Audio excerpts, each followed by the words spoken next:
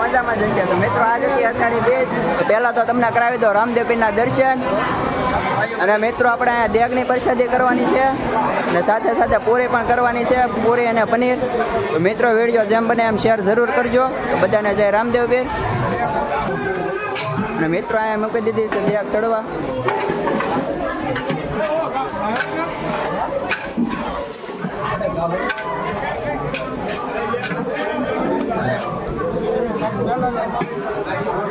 મિત્રો અહીંયા બધા બનાવે છે પૂરીઓ, તમે જોઈ રહ્યા છો.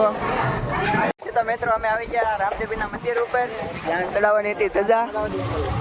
મિત્રો મંદિર કરતા પણ ઊંચી ધજા ચડાવી દીધી છે. આ આપણું મંદિર છે એટલે ભૂગ્યું છે.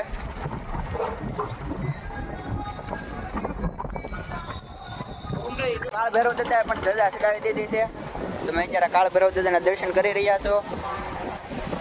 મિત્રો આપણે આવી ગયા હનુમાનજીના મંદિરે, અહીંયા પણ ધજા ચડાવી દીધી.